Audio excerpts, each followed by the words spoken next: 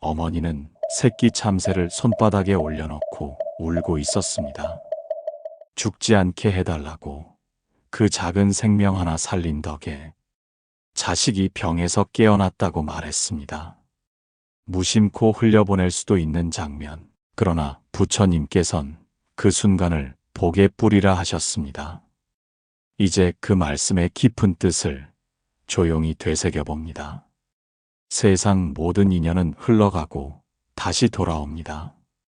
그리하여 우리가 오늘 짓는 마음 하나, 내일 누군가의 삶에 피어나기도 하지요. 부처님께서는 방생을 일러 자식 복의 씨앗이라 말씀하셨습니다. 그 말씀이 처음엔 잘 와닿지 않았던 이들도 많았지요. 물고기 하나 놓아주는 것과 아이의 앞날이 어찌 연결된단 말인가 싶었을 테지요. 그러나 방생은 단순한 살려주는 일이 아닙니다. 방생은 마음의 매듭을 풀고 생명을 향한 자비심을 행동으로 옮기는 수행입니다. 그대가 물속에 한 마리의 고기를 놓아줄 때 사실은 그대 마음에 있는 탐욕과 업장을 물결처럼 흘려보내는 것이기도 합니다. 그대가 참았던 말 한마디, 지켜주고자 했던 작고 여린 생명 하나, 그 자비로운 선택이 삶을 되돌리고 복이 되어 자식에게 향한다고 부처님은 말씀하셨습니다. 이 세상에서 가장 지극한 사랑은 자식을 향한 부모의 마음이라 하였습니다. 그러나 그 사랑 또한 때론 집착이 되기도 하고 두려움과 근심으로 번지기도 하지요. 이 아이가 어디 아프지는 않을까? 앞날이 험하지는 않을까? 그 조바심에 무언가라도 하고 싶은 것이 부모의 마음입니다. 그럴 때 부처님은 이렇게 말씀하셨습니다. 자식을 위해 무엇을 하려 한다면 먼저 살리는 마음을 내보라 하셨습니다.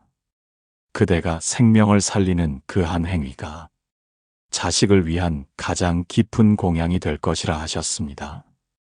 한 생명을 건진 손길 위로 자비가 깃들고 복이 머무르며 그 따뜻한 기운이 자식의 삶으로 흘러간다고 하셨지요. 이 말씀이 처음에는 추상처럼 느껴질지도 모릅니다. 그러나 오래된 절간의 노스님 한 분은 이렇게 말씀하셨습니다. 아이를 낳고도 자꾸 병이 들길래 매달 한 번씩 방생을 나갔네. 살아있으려는 그 눈빛 앞에서 내 욕심도 불안도 조금씩 흘러가더이다. 그 아이 지금은 남 돕는 의사가 되었지. 그것은 우연이 아니었습니다. 생명을 살리겠다는 그 부모의 마음이 그대로 아이의 길이 되었던 것이죠. 복이란 눈에 보이는 덩어리가 아닙니다. 누군가를 향한 간절함이 모이고 그것이 세상의 고통을 덜어주는 쪽으로 흘러갈 때 복은 저절로 싹 틉니다. 그대가 방생을 할 때 마음속에 이렇게 기도하시기 바랍니다. 이 생명도 나처럼 귀하고 나의 자식도 이처럼 살기를 바란다. 고통에서 벗어나 자유롭기를 바란다. 언젠가 이 자비가 다시 그 아이에게 닿기를 바란다. 이 기도는 허공에 흩어지지 않습니다. 자비는 반드시 돌아오고 복은 반드시 흐릅니다. 그리고 그 흐름은 때로 우리가 가장 지키고 싶은 사람에게로 조용히 흘러가곤 합니다. 그대 마음에 이미 뿌려진 씨앗이 있다면 그 씨앗은 자식의 복으로 피어날 것입니다. 그것이 방생이 가진 가장 조용하고도 큰 울림입니다. 한 여인이 있었습니다. 아이 셋을 두고 홀로 된 지 오래였지요. 살림은 어려웠고 마음도 자주 무너졌습니다. 그럴 때마다 여인은 절에 올라가 물고기 2마리를 사서 조용히 강물에 놓아주곤 했습니다. 이 아이들이 살아가야 하기에 어미인 나라도 살리는 일을 해야 하니까요. 그녀는 그렇게 중얼이며 한 번도 빠짐없이 방생을 이어갔습니다. 세상은 그녀의 고단함을 몰랐고 자식들도 오래도록 철이 없었습니다. 그러나 세월이 지나 그 아이들은 기꺼이 서로를 돌보며 살아가는 착한 어른이 되었습니다. 그때 여인이 말했습니다. 자식 교육이 어려운 게 아니었어요. 내가 마음을 살리니 그 아이들이 제 길을 스스로 걸어갔습니다. 부처님께서는 방생을 자식 복의 씨앗이라 하신 이유, 바로 여기에 있습니다. 방생은 남을 위한 공덕처럼 보이지만 실은 가장 먼저 자신의 마음을 씻는 일입니다. 그대가 살리는 마음을 낼 때 자비의 기운이 그대 내면을 씻어 탐욕과 분노, 어리석음이 흘러갑니다. 그리고 그 맑은 마음의 향은 그대가 가장 사랑하는 존재에게 그대로 번져나갑니다. 그것은 바람결처럼 보이지 않지만 언제나 닿습니다. 말로 가르친 도리보다 그대가 품은 마음 하나가 더 깊이 아이에게 스며드는 것이지요. 아이를 낳는 것만으로는 부모가 되지 않습니다. 생명을 지키려는 그 간절함, 그 애틋한 마음이 비로소 부모의 자격을 부여합니다.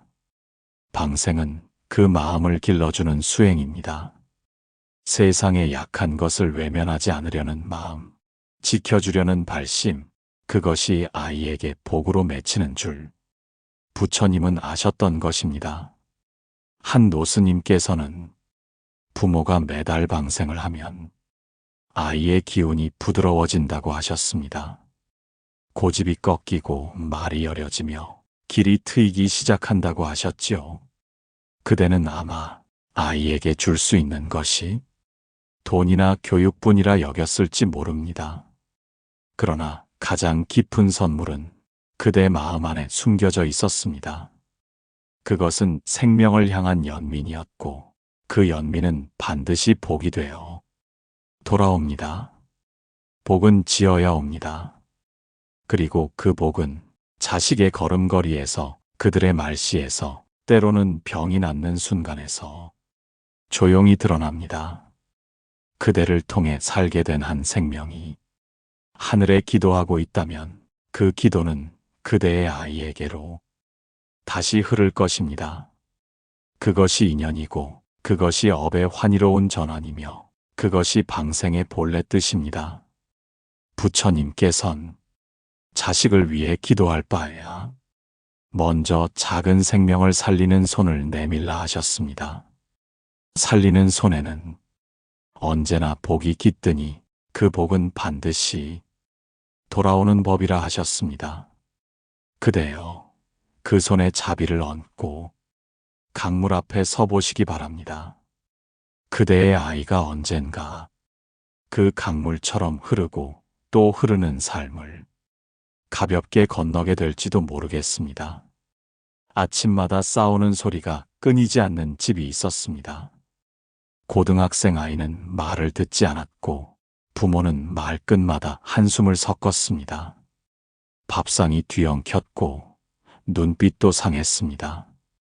그 모습을 지켜보던 외할머니는 조용히 시장에 나가 작은 물고기를 사와 아이 몰래 강가에 풀어주었습니다. 이 집안 기운이 너무 사납구나. 살리는 기운이 부족해서 그런 거야. 그날 이후 할머니는 매주 같은 일을 했습니다. 누가 시킨 것도 아니고 누가 알아주는 것도 아니었습니다. 그러던 어느 날 아이의 표정에서 작은 변화가 일었습니다. 눈빛이 조금 말랑해졌고 화가 나도 이내 말없이 방으로 들어갔습니다. 그리고 늦은 밤 주방에 남은 밥을 조용히 데워 먹는 뒷모습을 할머니는 눈물로 바라보았습니다. 부처님은 말씀하셨습니다. 살생의 업이 가득하면 집안에 다툼이 많고 방생의 공덕이 쌓이면 자식이 부드러워지고 복이 깃든다. 이 말은 비유가 아닙니다. 기운은 실제하고 그 기운은 말보다 먼저 사람의 마음을 움직입니다. 사납게 잡은 생명들이 접시에 올라오는 날들마다 가정 안에는 무겁고 날선 기운이 흐르곤 합니다. 그러나 작은 생명을 놓아주는 날, 그대 안의 결도, 집안의 공기도 조금씩 부드러워지기 시작하지요. 그것은 바로 살리는 에너지입니다. 그 손끝에서 자비가 뿜어지고 그 자비가 벽을 타고 사람 사이를 흐르며 가장 닿기 어려웠던 아이의 마음까지도 조금씩 적셔갑니다. 그대가 자식 문제로 마음을 앓고 있다면 단단히 죄어온 그 생각의 틀을 잠시 놓고 바라보시기 바랍니다. 무언가를 바꾸려는 마음보다 살려보려는 마음 하나를 먼저 꺼내어 보시기를. 방생은 자식을 위해 할 수 있는 가장 깊은 기도이자 가장 조용한 가르침입니다. 말로 가르치지 않아도, 책으로 설득하지 않아도 그대가 매달 한 번 생명을 놓아줄 때마다 그 자비가 아이에게로 번져갑니다. 자식이 길을 잃고 방황할 때, 그 마음 안에 있는 어둠이 사라지지 않을 때 그대의 기도는 말이 아니라 행동이 되어야 합니다. 그 한 마리의 생명을 살려주는 손, 그 손은 사실 자식의 영혼을 어루만지는 손이기도 합니다. 방생을 할 때 이렇게 마음속으로 고요히 말해보시기 바랍니다. 내 자식도 이 생명처럼 자유롭고 고요하길 바란다. 헤매더라도 다시 돌아오길 바란다.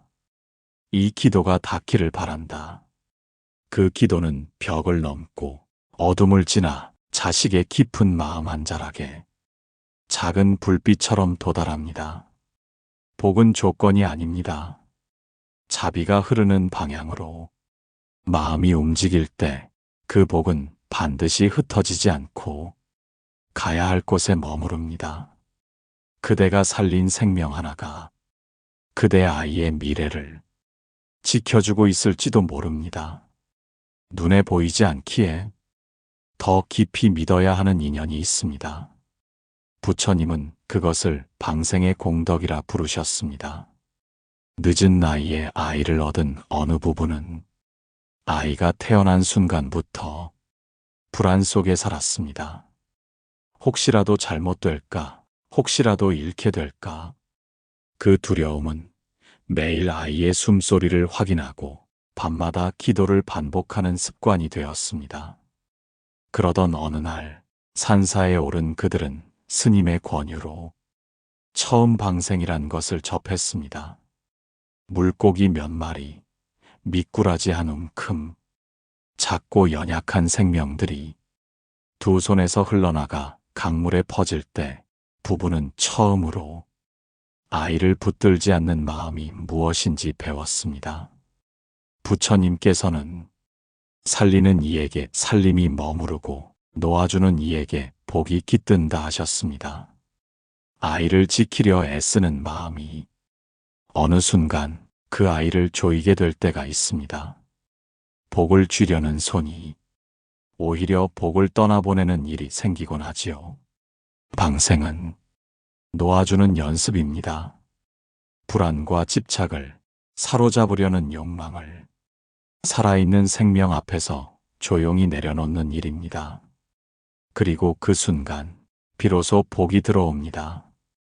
빈손이 되었을 때 자비가 깃들고 그 자비는 아이의 삶을 감싸는 연기로 스며들기 시작합니다.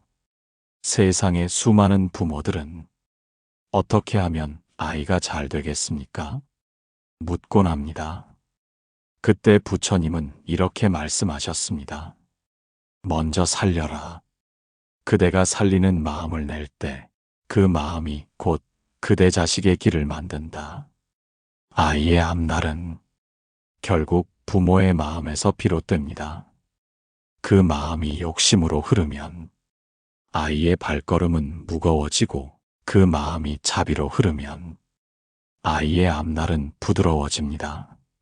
그러니 그대여 아이를 위한 기도를 한 마리 생명을 살리는 손끝에 담아보시기 바랍니다. 물속으로 놓아주는 그 작은 손짓 안에 무언의 서원이 깃들고 그 서원은 세상 어딘가에서 아이의 복으로 피어나게 됩니다. 아이의 고집이 풀리지 않고 병이 낫지 않고 진로가 막히고 사람 인연이 자꾸 어긋날 때 그대의 자비를 먼저 흐르게 해보시기를. 그대가 생명을 살리는 그 순간 세상은 그 보답을 잊지 않고 그 아이에게 은밀히 건넬 것입니다. 그리하여 어느 날 그 아이가 무너질 듯한 순간에도 신기하게도 살아날 기운을 얻는 날이 올 것입니다. 그 생명을 대신 살린 그대의 자비가 바로 그 순간 아이의 어깨에 바람처럼 내려앉을 테니 말입니다. 복은 스스로 만들어가는 것이 아니라 흘려보낸 자비가 돌아오는 방식으로 만들어지는 것임을 부처님은 그렇게 가르쳐 주셨습니다. 삶에는 이유 없이 막히는 때가 있습니다. 아이의 진로가 자꾸 어긋나고 사람들과의 인연이 시들어갑니다. 몸은 성하지만 마음이 시든 아이, 표정은 멀쩡하나 눈빛이 메마른 아이. 부모는 속이 탑니다. 내가 뭘 잘못했나? 무엇이 이 아이의 길을 가로막는 걸까? 그런 자책이 깊어질수록 마음은 다급해지고 기도도 간절해집니다. 그때 부처님께서는 조용히 한 말씀을 건네셨습니다.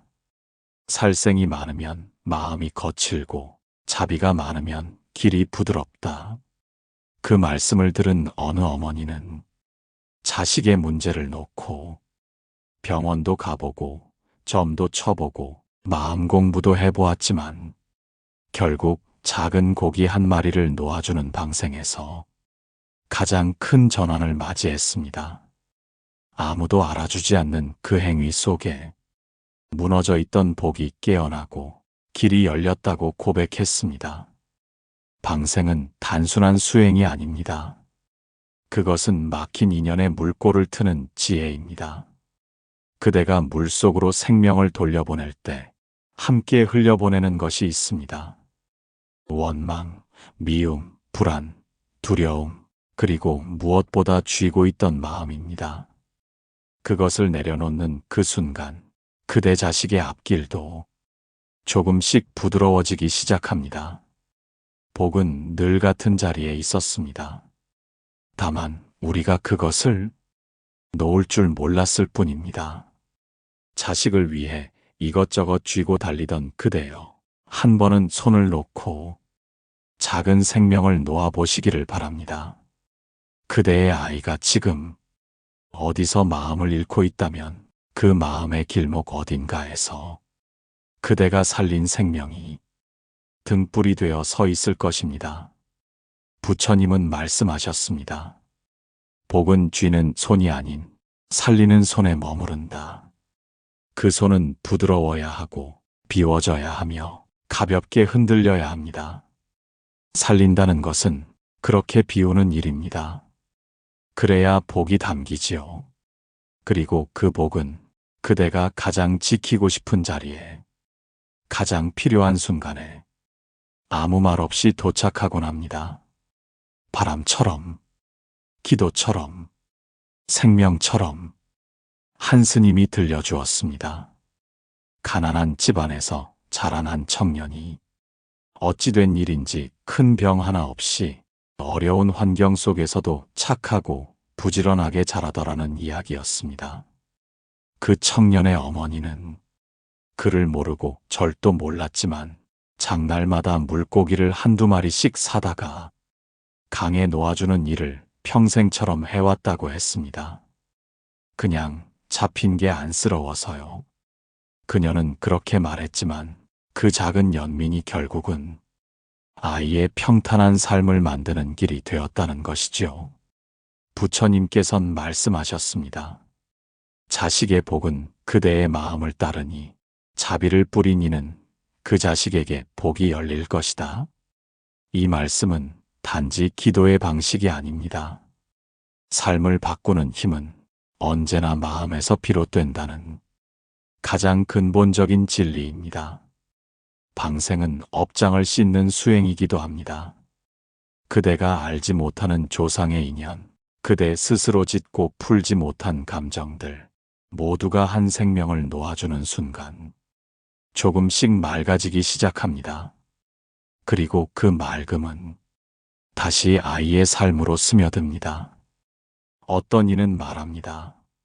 내가 방생을 한다고 아이가 변할까요? 그러나 부처님께선 이렇게 일러주셨습니다. 그대가 변화되지 않으면 아이도 바뀌지 않는다. 부모의 변화는 곧 자식의 기운이 됩니다. 그대가 자비로운 눈빛을 지닐 때 아이의 성격도 조금씩 부드러워지고, 그대가 누군가의 고통을 외면하지 않을 때 아이 또한 타인의 마음을 헤아리는 사람이 됩니다. 방생은 자비를 기르는 일입니다. 그 자비는 자식에게 말로 전하지 않아도 피처럼, 숨처럼, 물결처럼 스며들어갑니다. 가장 깊은 교육은 언제나 말이 아닌 삶으로 보여주는 법입니다. 그대가 매달 한 번, 물고기 몇 마리, 개구리 한 마리, 그 생명 하나를 놓아줄 때마다 자식에게 주는 복은 차곡차곡 쌓여 어느 날 큰 보호막이 되어줄 것입니다. 그대는 그것을 당장은 느끼지 못하겠지만 아이의 삶을 들여다보면 알게 됩니다. 희한하게도 결정적일 때 아이가 살아나고 위태로운 순간마다 보호받듯 넘어가는 것을, 그것이 바로 자비의 공덕이 만들어낸 복의 힘입니다. 그 힘은 조용합니다.